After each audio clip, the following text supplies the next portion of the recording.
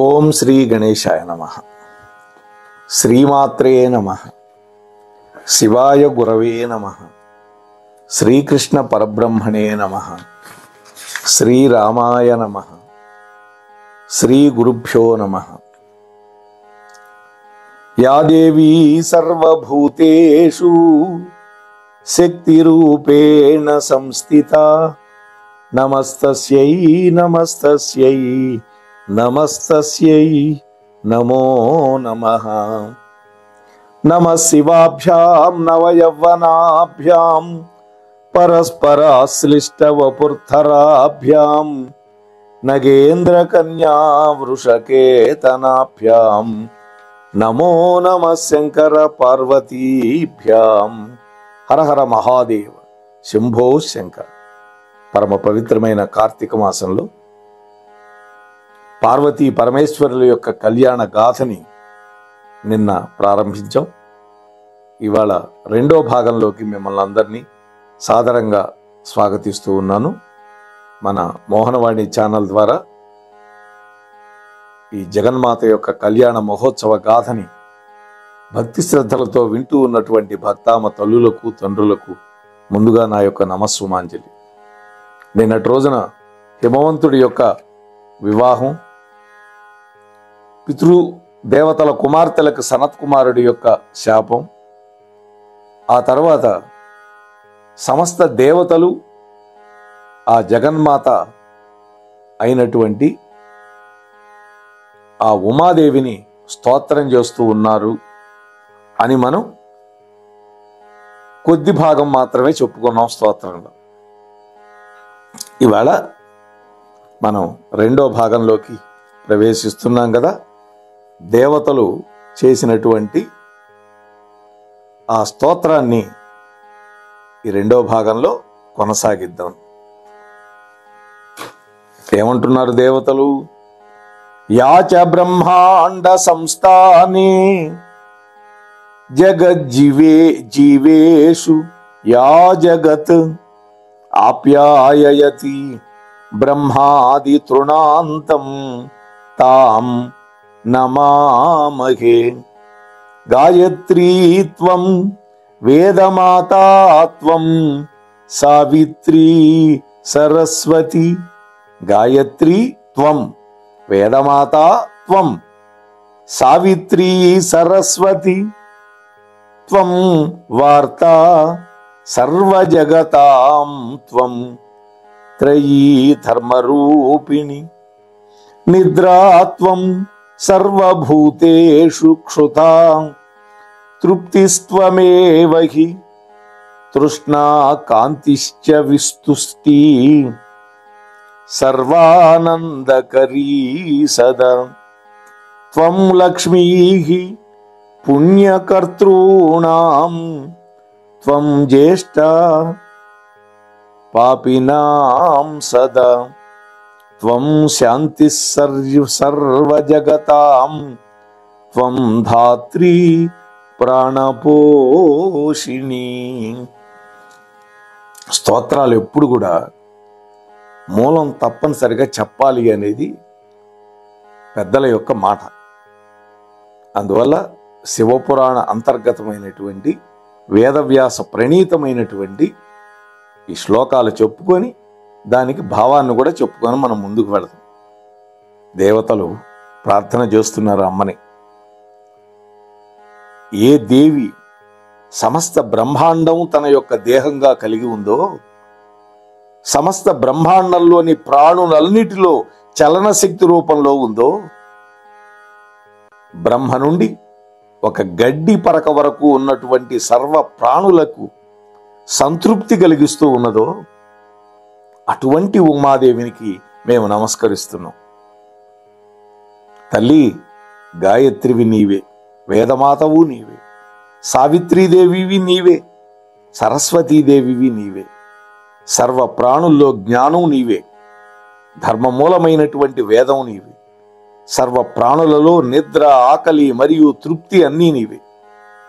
మనం చెప్పుకుంటాం కదా అపరాజిత స్తోత్రంలో, యాదేవి సర్వభూతేషు శక్తి రూపేణ సంస్థిత, జ్ఞాన రూపేణ సంస్థిత, మాతృరూపేణ సంస్థిత, నిద్రారూపేణ సంస్థిత, అన్నీ ఆమె. ప్రాణులయందు తృష్ణ, కాంతి, సౌందర్యం మరియు తుష్టి అన్నీ నీవే. అందరికీ ఆనందాన్ని ఇస్తావు తల్లి నీవు. పుణ్యం చేసిన వాళ్ళకి లభించే లక్ష్మీదేవి నీవే. పాపాత్మలకు సంప్రాప్తమయ్యేటటువంటి దరిద్ర దేవతవు నీవే. శాంతివి నీవే.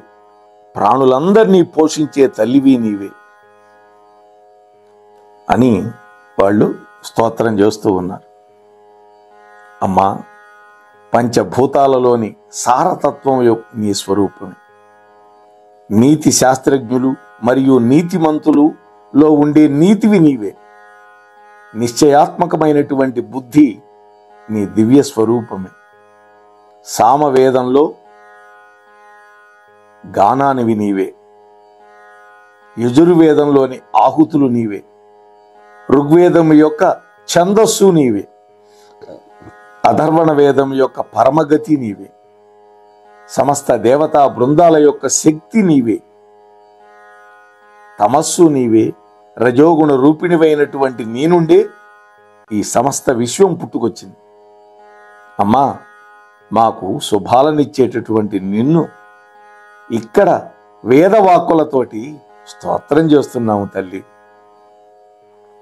సంసార సాగర కరాల భవాంగ దుఃఖ నిస్తారకారి తరణిశ్చ నివీతహీనా అష్టాంగయోగ పరిపాలన కేళిదక్షాం వింధ్యాగవాస నిరతాం ప్రణమామతాం వై నాసాక్షి వక్త్రభుజ వక్షసి మానసే చ ధృత్యా సుఖాని వితనోషి సదైవ జంతోః నిద్రేతి యాతి సుభగా జగతి భవానఘ సా నఘ ప్రసీదతు భవస్థితి పాలనాయ అని వాళ్ళు స్తోత్రం చేశారు. అంటే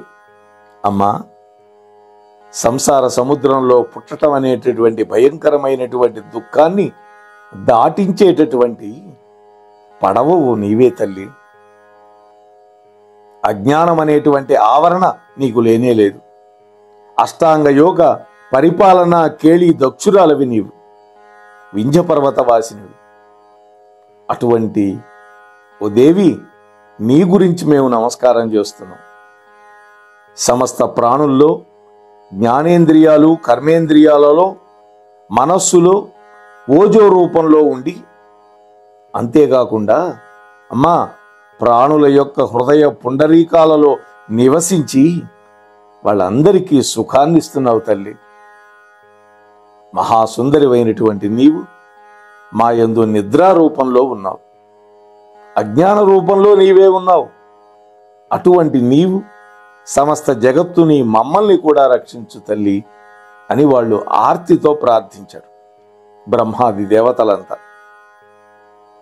అప్పుడు ఈ బ్రహ్మాది దేవతల యొక్క స్తుతికి పరమప్రీతి కలిగినటువంటి అమ్మ ఆ దుర్గాదేవి వాళ్ళ ఎట్ట ఎదుట సాక్షాత్కరించి, జై జగన్మాతకు, రత్నమయము, దివ్యము, పరమాద్భుతము, కింకిణీజాల సంయుక్తమైనటువంటి ఒక గొప్ప రథం మీద ఆ తల్లి ఆసీనురాలై కనపడింది వాళ్ళకి. కోటి సూర్యుల కాంతిని గోటితో మీటి వేసేటటువంటి తేజో రూపంలో ఉంది అమ్మ. అటువంటి తల్లిని చూసి దేవతలంతా పట్టరాని ఆనందంతో అనేక పర్యాయాలు నమస్కారం చేసి సాష్టాంగపడిపోయి విశేషంగా స్తోత్రం చేసి, ఓ సదాశివ విలాసిని, శివలోక నివాసిని, మహామాయ, ఓ దుర్గా, త్రైలోక్య జనని, సర్వ ఆర్తినాశిని, ఓ శర్వాణి, కళ్యాణి, మా మొర ఆలకించు తల్లి. నువ్వు పూర్వం సతీదేవిగా పుట్టి దక్షుడికి తండ్రి వల్ల అనాదరణకు గురై నీ దేహాన్ని త్యాగం చేసి మళ్ళా నీ లోకానికి వెళ్ళిపోయావు. అదే అమ్మ ఉండే లోకం మణిద్వీపం. ఆ కారణంగా మా దేవతల యొక్క కార్యం నెరవేరలేదు తల్లి. అందువల్ల నువ్వు మళ్ళీ ఈ భూమి యందు అవతరించి శంకరుడికి భార్యవై సమస్త లోకాలకి సుఖాలను ప్రసాదించు తల్లి అని ప్రార్థించి వాళ్ళ యొక్క కళ్ళ వెంట ఆనందాశ్రువాలు రాలుతూ ఉండగా ఇక మాట్లాడలేక వాళ్ళ గొంతులు బొంగురుపోయి దగ్గుత్తికతోటి మౌనంగా ఉండిపోయారు.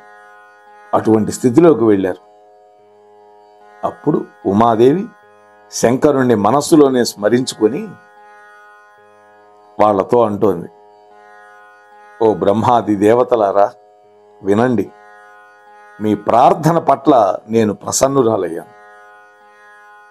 దక్షుడు వీరిని వీళ్ళు నన్ను పుత్రికగా పొందాలని ఘోరమైన తపస్సు చేశారు గతంలో. నా మాయ కారణంగానే నా తండ్రి నా యందు అనాదరాన్ని చూపించాడు. పూర్వం హిమవంతుడు మేనాదేవి భక్తితోటి నన్ను ఆరాధించారు. మేనాదేవి గర్భాన నా పూర్ణమైనటువంటి అంశతోటి నేనే ఆవిర్భవిస్తాను, శంకరుడికి అర్ధాంగినవుతాను. అందువల్ల మీరు చేయవలసిన పని ఏమిటంటే హిమవంతుడు మేనా దగ్గరికి వెళ్ళి వాళ్ళిద్దరినీ నా గురించి తపస్సు చేయమని ఆదేశించండి. చూశారా, తపస్సు చేస్తే తప్ప అమ్మ అనుగ్రహం దొరకదు. ఓ దేవతలారా, నేను దేహత్యాగం చేసిన నాటి నుండి కాలాగ్ని అనే పేరుతోటి నా రుద్రస్వామి నా యొక్క విరహంతో దిగంబరుడై తిరుగుతూ ఉన్నాడు, యోగి అయిపోయినాడు. ఆనాటి నుండి మలినమైన వేషాన్ని ధరించి ఉత్తమమైన సుఖాలను పరిత్యజించాడు. నా శివస్వామి జ్ఞానియే అయినా ప్రస్తుతం ఏకాకి అయినటువంటి కారణంగా ఎక్కడ కూడా శాంతిని పొందలేకపోతున్నాడు. అదే భార్య లేదు కదా, మగవాడికి శాంతి స్థానం భార్య. జ్ఞాపకం పెట్టుకోవాలి, ఇది పదే పదే మహాభారతం కూడా అదే చెప్పింది. అందువల్ల శాంతి లేదు పరమేశ్వరుడికి. ఆయన నా అస్థికలతో మాల తయారు చేసుకొని దానిని ప్రేమతో ధరిస్తున్నాడు తన యొక్క కంఠసీమలో. కాముకుల యొక్క ప్రవృత్తిని లోకంలో ప్రదర్శించాలి అనుకొని ఆ శివుడు ఈ విధంగా లీలలు ప్రకటిస్తున్నాడే కాని పరిపూర్ణుడైనటువంటి నా శివస్వామి ఏ వికారము కూడా కలిగినవాడు కాదు, నిర్వికారుడైన. ఆ సర్వజ్ఞుడికి మోహం గాని కామం గాని ఎక్కడున్నాయి? అమ్మవారు ఎలా చెబుతుందో చూడండి భర్త గురించి. ఆ మహాత్ముడు నన్ను భార్యగా పొందగోరి ప్రస్తుతం యోగనిష్టలో ఉన్నాడు. నేను ఆ మేనాదేవి గర్భంలో పుట్టి తపస్సు చేసి ఆ పరమశివుడికి అర్ధాంగినవుతాను. మీరందరూ మీ మీ స్వస్థానాలకు వెళ్ళి మీరందరూ శివారాధన చేయండి అని అమ్మ వరమిచ్చి అంతర్ధానం అయిపోయింది అక్కడికక్కడే. ఓ మునులారా వింటున్నారు కదా, ఓ భక్తులారా మీరు వింటున్నారు కదా. శౌనకాది ఋషులతోటి సూత పౌరాణికుడు అంటున్నారు, ఆ తరువాత బ్రహ్మదేవుడు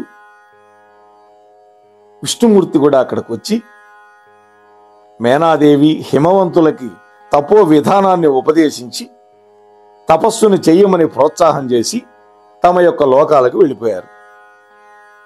వాళ్ళ మాట చొప్పున పర్వతరాజు హిమవంతుడు భార్య మేనాదేవితో కలిసి తన పర్వతం మీదనే గొప్ప తపస్సు చేశాడు. సంతాన కాంక్షతోటి మేనాదేవి చైత్రమాసంలో ప్రారంభించి తపస్సు ప్రతిరోజు శ్రద్ధగా భక్తిగా ఉమాదేవిని ఆరాధన చేసింది. అష్టమి తిథి రోజు ఉపవాసం ఉండేది. అష్టమి తిథి అమ్మవారికి ఎంతో ప్రీతికరమైంది. నవమి రోజు బ్రాహ్మణులకి అనేక దానాలు చేసేది. కేవలం మంచినీళ్లు మాత్రమే తాగి తన యొక్క తపస్సుని తీవ్రతరం చేసింది. ఈ విధంగా 27 సంవత్సరాలు తపస్సు చేసింది మేనాదేవి. మామూలుగా కాదు, ఘోరంగా తపస్సు చేసింది, దీక్షగా తపస్సు చేసింది, శ్రద్ధగా తపస్సు చేసింది. 27 ఏళ్ళు. అప్పుడు జగన్మాత మేనాదేవి యొక్క దీక్షకి, దక్షతకి, తపస్సుకి సంప్రీతురాలై ప్రత్యక్షమైంది. ప్రత్యక్షం కావటమే కాదు, తన యొక్క బాహువులతోటి మేనాదేవిని ఆలింగనం చేసుకుంది. చూసారా? ఎప్పుడైతే జగన్మాత తనకు తల్లి కాబోయే మేనాదేవిని ఆలింగనం చేసుకుందో ఆమెకు గొప్ప జ్ఞానం కలిగింది. అప్పుడు అమ్మవారిని స్తోత్రం చేసింది. మహామాయాం జగద్ధాత్రీం చండికాం లోకధారిణీం ప్రణమామి మహాదేవీం సర్వకామార్థదాయినీం నిత్యానందకరీం మాయాం యోగనిద్రాం జగత్ ప్రసూం ప్రణమామి సదా సిద్ధాం శుభసారసమాలినీం మాతామహీం సదానందాం భక్తలోక వినాశినీం ఆకల్పం వనితానాంచ ప్రాణినాం బుద్ధిరూపిణీం సాత్వం బంధచ్ఛేద హేతుర్యతీనాం కస్తే గేయో మాదృశీభిః ప్రభావః హింసాయా వాధర్వవేదస్య సాత్వం నిత్యం కామం త్వం మమేష్టం విధేహి. ఓ మహామాయ, సమస్త జగత్తును పోషించేటటువంటి తల్లి, సమస్త లోకాలని తన యొక్క శక్తితే ధరించేటటువంటి ఓ తల్లి, ఓ మహాదేవి, సమస్త కోరికలను తీర్చేటటువంటి ఓ తల్లి, ఓ చండిక, నీకు నమస్కారం చేస్తున్నా. శాశ్వతమైన ఆనందాన్ని ఇచ్చేది, యోగ నిద్రా స్వరూపిణి, సమస్త జగత్తులకి కన్నతల్లి, నిత్య సిద్ధురాలు, శుభకరమైనటువంటి పద్మమాలని గళసీమయందు ధరించేటటువంటి ఓ మహామాయ, నీకు నేను నమస్కరిస్తూ ఉన్నాను. తల్లులకు తల్లి, నిత్యానంద స్వరూపిణి, భక్తుల శోకాలను నశింపజేసేది, కల్పాంతం వరకు స్త్రీల మరియు ప్రాణుల యొక్క బుద్ధి రూపంలో ప్రకటితమయ్యేటటువంటి ఓ దేవి, నీకు నమస్కరిస్తూ ఉన్నాను. మాత, యతీశ్వరుల యొక్క సంసార బంధాన్ని ఛేదించేటటువంటి జ్ఞానం నీవే. నా వంటి వాళ్ళు నీ ప్రభావాన్ని ఏ విధంగా గానం చేయగలరు తల్లి? అథర్వ వేదంలోని హింసా ప్రయోగం నీ స్వరూపమే. నీవు నిత్యము నా కోరికలను సిద్ధింపజేయి తల్లి అని ఆ మేనాదేవి ప్రార్థించింది. ఇంకా అన్నది ఆ మేనాదేవి, తల్లి, స్త్రీలు నిన్ను అధికమైనటువంటి ప్రేమతో ఆరాధిస్తారు. ఊర్ధ్వరేతస్కులైనటువంటి యోగుల యొక్క నిత్యశక్తివి నీవేను. సర్వ ప్రాణులలో ఉండే ఇచ్ఛాశక్తివి నీవేను. విష్ణుమాయవు నీవే. ఓ దేవి, నువ్వు నీ స్వేచ్ఛ వల్లనే అనేక రూపాలను ధరించి సమస్త జగత్తు యొక్క సృష్టి, స్థితి, లయములను చేయగలుగుతున్నావు. బ్రహ్మ, విష్ణు, రుద్రుల యొక్క శరీరాలను నువ్వే సృష్టించావు. దేవి భాగవతం కూడా అదే చెప్పింది. నీకు అనేక నమస్కారాలు, మమ్మల్ని అనుగ్రహించు అని భక్తితోటి మేనాదేవి స్తోత్రం చేసింది. మేనాదేవి చేసినటువంటి స్తోత్రానికి ప్రీతురాలైనటువంటి ఆ తల్లి నీ కోరిక ఏంటో చెప్పు అని ఆజ్ఞాపించింది. మేనాదేవి అన్నది, హే శివే, ముందుగా నాకు 100 మంది పుత్రులు కావాలి. వాళ్ళు దీర్ఘాయుష్మంతులు, వీర్యవంతులు, సిద్ధి బుద్ధి సమన్వితులు కావాలి. ఆ తరువాత రూపవతి, గుణవతి, అలాగే పుట్టింటిని మెట్టింటిని రెండింటినీ ఉద్ధరించేటటువంటి 3 లోకాలలో పూజింపబడేటటువంటి ఒక కుమార్తె నాకు కావాలి. ఓ చండిక, అంతదాకా కాదు, నువ్వే నా కుమార్తెగా పుట్టాలి. రుద్రుడి యొక్క పత్నివై నీ అద్భుతమైన లీలలన్నీ ప్రదర్శించాలి. నా యొక్క మనోభీష్టాన్ని, దేవతల యొక్క మనోరథాన్ని కూడా నెరవేర్చేటటువంటి బాధ్యత నీ మీదే ఉంది తల్లి అని మేనాదేవి కోరుకుంది.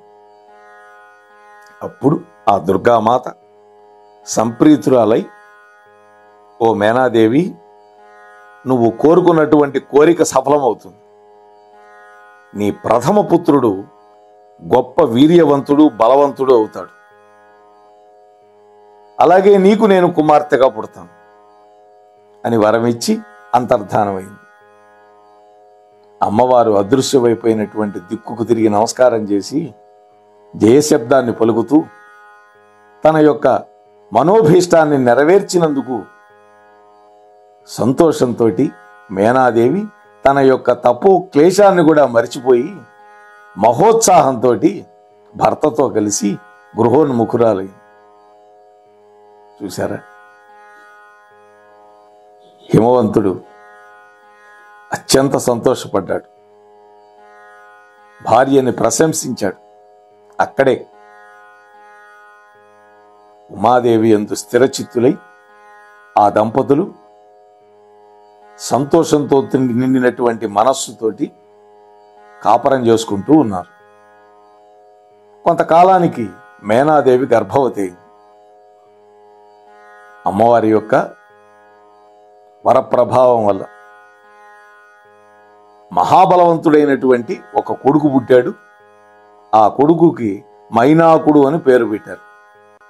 ఈ మైనాకుడే దక్షిణ సముద్రంలో హనుమంతుడికి ఆతిథ్యం ఇవ్వడానికి ప్రయత్నించాడు.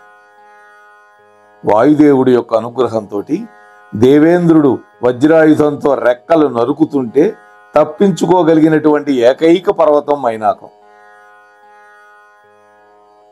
ఈ మైనాకుడు పెరిగి పెద్దవాడైనాడు. సముద్రుడితో సఖ్యం చేసి నాగ కన్యలతో విహారం చేశాడు. మునులారా, పూర్వకాలంలో పర్వతాలన్నిటికీ రెక్కలున్న కారణంగా ప్రాణి నాశనం జరిగేది. అవి వెళ్ళి ఎక్కడో చోట వాలేవి. వాటి కింద ఉన్నటువంటి ఊళ్ళు నాశనం అయిపోయాయి. అప్పుడు ఈ ఋషులు, మానవులు ప్రార్థిస్తే దేవేంద్రుడు తన యొక్క వజ్రాయుధంతో అన్ని పర్వతాలకి రెక్కలు నరికేశాడు. కానీ మైనాకుడి యొక్క రెక్కలు మాత్రం నరకలేకపోయాడు. ఎందుకని? వాయుదేవుడి యొక్క సఖ్యం ఉన్నది, సముద్రంతో సఖ్యం ఉన్నది కాబట్టి నేరుగా వెళ్ళి సముద్రంలో పడేశాడు. అది కూడా ఎక్కడ పడ్డాడు? వాడు అదృష్టం కొద్దీ రాక్షసులు సముద్రంలో దాక్కుంటారు. వాళ్ళు వచ్చేటటువంటి దారికి ఒక బిరడాలాగా పడిపోయినాడు, ఆ బిల ద్వారానికి. అందుకని దేవేంద్రుడు ఇది కూడా మంచిదేలే అని వదిలేసి వెళ్ళిపోయాడు. ఇది శ్రీమద్ రామాయణంలో సుందరకాండలో మనకి మైనాకుడి యొక్క ప్రస్తావన మళ్ళీ వస్తుంది. సరే, పుత్రోత్సాహంతో హిమవంతుడు తన యొక్క రాజధాని అయినటువంటి ఓషధీప్రస్థ పురాన్ని అద్భుతంగా అలంకరించాడు. మహోత్సవాన్ని ప్రకటించాడు. నృత్య గానాది కార్యక్రమాలన్నీ ఏర్పాటు చేశాడు. వేద విధులైనటువంటి విప్రులందరికీ భూరిగా సంభావనలు ఇచ్చాడు. ఆనంద శిఖరాలు అధిరోహించాడు. పుత్రోత్సాహం కలిగినప్పుడు ఎవడైనా చేసే పని అది. మరి ఆ తర్వాత మిగిలినటువంటి 99 మంది పుత్రులు పుట్టారు. వాళ్ళంతా కొండలేను. ఆ తర్వాత జగన్మాత అయినటువంటి పార్వతీదేవి పుట్టింది. మరి ఆ పార్వతీమాత యొక్క జనన గాథని జగన్మాత యొక్క అనుగ్రహంతో, పరమేశ్వరుడి యొక్క అనుగ్రహంతో రేపటి రోజు మనం చెప్పుకునే ప్రయత్నం చేద్దాం. అంతవరకు ఈ చక్కటి కథలు వింటూ ఉండండి, వినిపిస్తూ ఉండండి. ఈ ఛానల్కి ఇంకా సబ్స్క్రైబ్ చేయకపోతే వెంటనే చేయండి. మీతో పాటు కనీసం 4-5 చేత సబ్స్క్రైబ్ చేయించి ఈ వీడియోని కనీసం 10 మంది బంధుమిత్రులకు పంచండి. మరింత మందికి చేరువయ్యే విధంగా హైప్ అనేటువంటి బటన్ని ప్రెస్ చేయండి. దానివల్ల వైరల్ అవుతుంది వీడియో అని మీతో మనవి చేసుకుంటూ, మన అందరి మీద ఆ పార్వతీ పరమేశ్వరుల యొక్క కృపా కటాక్ష వీక్షణాలు ఎల్లప్పుడూ ప్రసరింపజేయాలి అని కోరుకుంటూ ముగిస్తున్నాను. స్వస్తి సర్వేషాం. మోహనవాణి తెలుగు పాడ్కాస్ట్ వింటున్న శ్రోతలందరికీ హృదయపూర్వక ధన్యవాదాలు. వినండి, వినిపించండి, వింటూనే ఉండండి. మోహనవాణి తెలుగు పాడ్కాస్ట్ మీరు వింటున్నారు. మోహనవాణి. మన మోహనవాణి కార్యక్రమాలు మీకు నచ్చినట్లయితే వెంటనే ఒక లైక్ చేయండి, అలాగే కామెంట్ చేయండి, ఎక్కువ మందికి షేర్ చేయండి. సబ్స్క్రైబ్ చేసుకోకపోతే వెంటనే మన ఛానల్కి ఇప్పుడే సబ్స్క్రైబ్ చేసుకోండి. ధన్యవాదాలు.